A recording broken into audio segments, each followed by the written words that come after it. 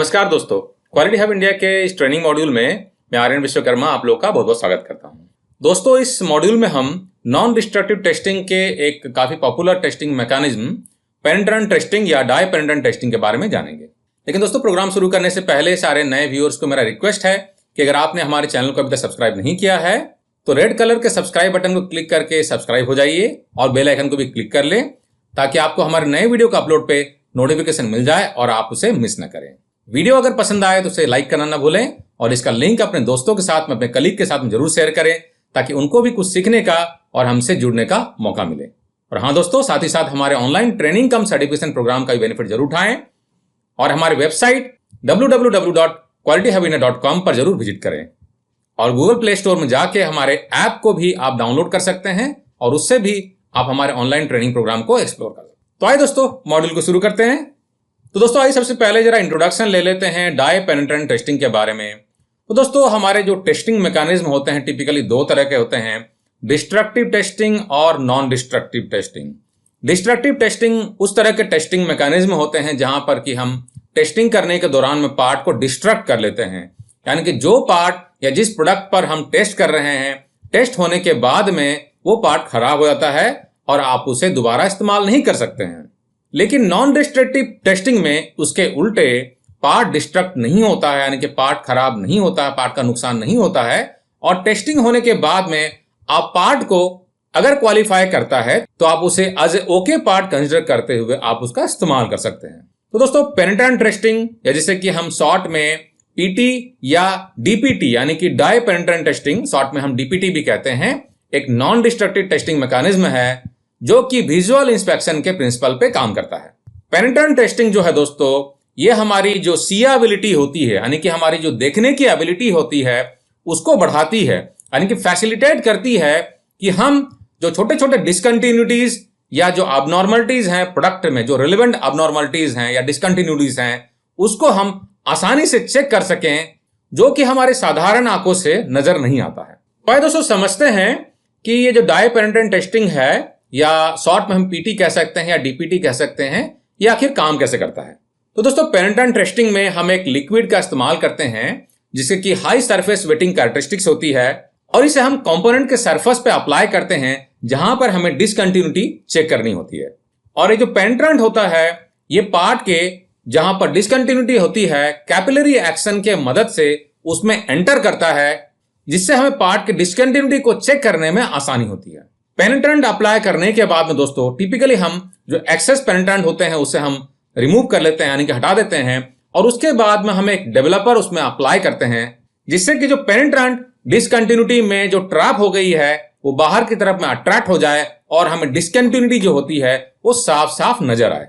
हालांकि इसको भी चेक करने के लिए थोड़ी सी एक्सपर्टीज चाहिए होती है और जो एक्सपर्ट बंदा रहता है अब उसे डिसकंटिन्यूटी साफ साफ नजर आती है और अब उसे ओके और डिफेक्टिव पार्ट जो रहती है जिसमें कि डिसकंटिन्यूटी है उसको आसानी से डिस्टिंग्विश कर पाता है। आइए दोस्तों, अब समझते हैं कि आखिर ये पीटी जो है यानी कि पेनिट्रेंट टेस्टिंग जो होता है ये काम कैसे करता है। तो दोस्तों, हम पेनिट्रेंट टेस्टिंग में जो भी एक्टिविटीज करते हैं, यानी कि आइदर हम पेनिट्रेंट लगाते हैं या हम डेवलपर लगाते हैं, ये पार्ट की ये कैपिलरी एक्शन को प्रमोट करने के लिए इस्तेमाल किया जाता है। और जैसे कि हम जानते हैं कि कैपिलरी एक्शन वो एक्शन होता है जिसमें कि लिक्विड जो रहता है स्मॉल ओपनिंग से ऊपर की तरफ में उठता है। और इसका अगर मैं कुछ आपको एग्जांपल दे दूं तो जैसे कि जो पेड़ पौधे होते हैं वो कैपिलरी एक्शन के मदद से जमीन से पानी जो होता है खींच के पेड़ की ऊंचाई में पहुंचाते हैं और उस पानी का इस्तेमाल करते हुए अपना खाना बनाते हैं। इंसानी शरीर में यानी कि ह्यूमन बॉडी में कैपिलरी एक्शन के मदद से ब्लड सर्कुलेट होता है और हमारे शरीर के अलग अलग हिस्सों में ब्लड पहुंचता है। आइए दोस्तों, आगे बढ़ते हैं और समझते हैं पेनिट्रेंट टेस्टिंग के कुछ बेसिक प्रोसेस स्टेप्स को। तो सबसे पहला रिक्वायरमेंट है दोस्तों क्लीन एंड ड्राई कंपोनेंट, यानी कि जिस प्रोडक्ट पे हमें डिसकंटिन्यूटी चेक करनी है, यानी कि हमें चेक करना है कि पार्ट में कोई डिफेक्ट्स तो नहीं है जो कि पेनिट्रेंट टेस्टिंग से हो सकती है चेक, उसके लिए हमें पार्ट का सूखा हुआ होना बहुत जरूरी है और साफ होना बहुत जरूरी है। उसके बाद में हम उसमें पेनिट्रेंट का एप्लीकेशन करेंगे। पेनिट्रेंट का एप्लीकेशन करने के बाद आप यहां पर देख सकते हैं पेनिट्रेंट को ग्रीन कलर से इंडिकेट किया गया है। जो हमने पेनिट्रेंट का एप्लीकेशन किया तो ये डिसकंटिन्यूटी में अंदर में एंटर कर गया है, लेकिन साथ ही साथ काफी सारे पेनिट्रेंट जो है सरफेस पे भी दिख रहे हैं। तो हमारा थर्ड स्टेप में क्या हो जाएगा, थर्ड प्रोसेस स्टेप में हम जो एक्सेस पेनिट्रेंट है जो सरफेस पे है इसको हम रिमूव कर लेंगे, हटा देंगे। उसके बाद में दोस्तों फोर्थ स्टेप में हम इसमें डेवलपर का एप्लीकेशन करेंगे जो कि यहां पर लाइट ब्लू कलर से इंडिकेट किया गया है। और फिफ्थ स्टेप में हमारा विजुअल इंस्पेक्शन होगा।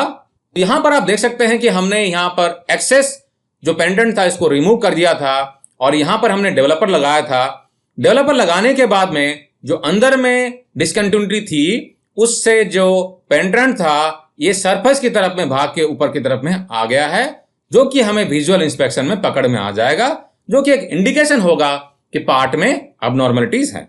और अगले स्टेप में हम क्या करेंगे, इसको पार्ट को क्लीन कर लेंगे। तो दोस्तों ब्रॉड लेवल में ये हमारे प्रोसेस स्टेप्स हो गए पेनिट्रेंट टेस्टिंग के। अब दोस्तों हम समझते हैं कि पेनिट्रेंट टेस्टिंग से हम किस किस तरह के प्रोडक्ट को हम चेक कर सकते हैं। तो दोस्तों पेनिट्रेंट टेस्टिंग में हम उन सभी तरह के प्रोडक्ट को इंस्पेक्शन कर सकते हैं जहां पर कि हमें डिसकंटिन्यूटी चेक करना हो। हाँ, लेकिन रिक्वायरमेंट ये है कि पार्ट जो है वो मटेरियल जो है नॉन पोरस होना चाहिए, यानी कि उसमें जालीदार नुमा छेद नहीं होना चाहिए और सरफेस जो उसका स्मूथ होना चाहिए। तो दोस्तों हमारे लिए ये भी जानना बहुत जरूरी है कि किस तरह के प्रोडक्ट को हम पेनिट्रेंट टेस्टिंग में इंस्पेक्शन करने के लिए, यानी कि डिसकंटिन्यूटी या अबनॉर्मलिटी को आइडेंटिफाई करने के लिए हम इस्तेमाल नहीं कर सकते हैं। तो दोस्तों उन सारे तरह के कंपोनेंट जो कि मैन्युफैक्चरिंग किए जाते हैं ऐसे प्रोसेस से, जैसे कि सैंड कास्टिंग, जहां पर कि सरफेस जो होता है बहुत ही रफ रहता है और इस रफ रहने के वजह से उसमें जो पेनिट्रेंट रहते हैं अंदर में ट्रैप हो जाते हैं और डिसकंटिन्यूटी की सीएबिलिटी बहुत अच्छी नहीं होती है। कुछ पोरस सेरामिक मटेरियल्स, वुड के मटेरियल्स और दूसरे फाइब्रस मटेरियल भी इस्तेमाल नहीं किए जा सकते हैं पेनिट्रेंट टेस्टिंग के लिए। कुछ ऐसे प्लास्टिक के पार्ट्स जो कि रिएक्ट करते हैं या अब्सॉर्ब करते हैं पेनिट्रेंट के साथ में, या कोई ऐसे मटेरियल जहां पर कि कोई एक्सटर्नल कोटिंग की गई हो जिसके वजह से जो पेनिट्रेंट है अंदर में एंटर न कर पाए। तो दोस्तों ये जो पोरोसिटी मटेरियल में रहती है या जो मटेरियल के इनहेरेंट कैरेक्टरिस्टिक्स हैं इसको हम नॉइज कहेंगे, और इस नॉइज के वजह से जो हमारा पेनिट्रेंट टेस्टिंग होता है यह फेल कर जाता है, यानी कि हमें साफ साफ इसमें जो डिसकंटिन्यूटीज है नजर नहीं आती है। तो दोस्तों हम किस तरह के डिफेक्ट्स को हम पेनिट्रेंट टेस्टिंग में हम चेक कर सकते हैं। तो दोस्तों वो सारे डिफेक्ट्स जो कि सरफेस की तरफ में ओपन होते हैं उन सारे डिफेक्ट्स को हम पेनिट्रेंट टेस्टिंग के माध्यम से चेक कर सकते हैं। अगर मैं आपको कुछ एग्जांपल बताऊं, जैसे कि रोल्ड प्रोडक्ट, यानी कि रोल्ड प्रोडक्ट में अगर कोई क्रैक्स है, सीम्स हैं, लैमिनेशंस हैं, उनको हम चेक कर सकते हैं पेनिट्रेंट टेस्टिंग के माध्यम से। कास्टिंग्स में अगर कोल्ड सट्स है, हॉट टीयर्स है, पोरोसिटी है, ब्लो होल्स है या श्रिंकेज है, उनको हम चेक कर सकते हैं। फोर्जिंग्स में अगर क्रैक्स है, लैप्स है या एक्सटर्नल बर्स्ट है, और वेल्डिंग में अगर वेल्ड के क्रैक्स हैं, पोरोसिटी है, अंडरकट है, ओवरलैप्स है या लैक ऑफ फ्यूजन है या लैक ऑफ पेनिट्रेशन है, इसको भी हम पेनिट्रेंट टेस्टिंग के माध्यम से चेक कर सकते हैं। तो दोस्तों पेनिट्रेंट टेस्टिंग में हमारे लिए पेनिट्रेंट मटेरियल जो है, यानी कि पेनिट्रेंट और डेवलपर जिसका इस्तेमाल किया जाता है, इनके बारे में भी जानना हमारे लिए बहुत जरूरी है। तो सबसे पहले हम जानते हैं पेनिट्रेंट के बारे में। तो दोस्तों पेनिट्रेंट में दो टाइप के पेनिट्रेंट का इस्तेमाल किया जाता है। पहला जो है फ्लोरोसेंट और दूसरा जो है विजिबल, और इसमें 4 तरह के मेथड का इस्तेमाल किया जाता है। ए, बी, सी और डी टाइप्स के मेथड का इस्तेमाल किया जाता है। ए टाइप्स हो गया वाटर वॉशेबल, बी जो हो गया पोस्ट इमल्सिफाइबल, यानी कि जिसे कि हम लिपोफिलिक भी कहते हैं, और सी टाइप के मेथड हो गया सॉल्वेंट रिमूवल, और डी टाइप्स हो गया पोस्ट इमल्सिबल या हाइड्रोफिलिक। और डेवलपर के लिए जो फॉर्म का इस्तेमाल किया जाता है, इसमें भी 4 तरह के फॉर्म का इस्तेमाल किया जाता है।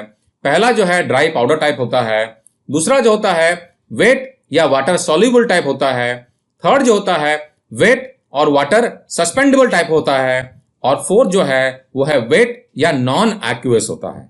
आइए दोस्तों थोड़ा पेनिट्रेंट मटेरियल के बारे में कुछ और चीजें जानते हैं। तो दोस्तों पेनिट्रेंट मटेरियल जो होता है इनके फॉर्मुलेशन में कुछ इंपॉर्टेंट कैरेक्टरिस्टिक्स पैदा करने की कोशिश की जाती है। कुछ इंपॉर्टेंट कैरेक्टरिस्टिक्स जैसे कि पेनिट्रेंट मटेरियल जो होता है जहां पर हमको इंस्पेक्शन करना है वो आसानी से फैल जाए। पेनिट्रेंट मटेरियल जो है जहां पर कि डिसकंटिन्यूटी होती है वो कैपिलरी एक्शन के माध्यम से उसमें एंटर कर जाए, और जब डेवलपर का एप्लीकेशन किया जाए तो उसमें अट्रैक्ट होकर ऊपर की तरफ में आ जाए। डिफेक्ट या डिसकंटिन्यूटी में जब तक जरूरत है अंदर में रहे, लेकिन जब जरूरत पड़े उसको सफाई करने की तो उसको निकालना भी, रिमूव करना भी आसान हो। और जब तक कि इसका डेवलपर का एप्लीकेशन नहीं होता है तब तक ये फ्लूइड स्टेट में रहे, क्योंकि अगर डेवलपर का एप्लीकेशन किया जाएगा तो बाहर की तरफ में अट्रैक्ट होकर आना चाहिए, तो इसका फ्लूइड कंडीशन में रहना जरूरी है। और सबसे इंपॉर्टेंट होता है कि इसकी विजिबिलिटी यानी कि फ्लोरेसेंस मटेरियल होना चाहिए जो कि ब्राइट हो, और जिससे कि हमारी सीएबिलिटी होती है, हमारे देखने की क्षमता जो होती है बढ़ जाए, और इस आसानी से हम जो डिसकंटिन्यूटी होती है उसको हम लोग चेक कर पाए।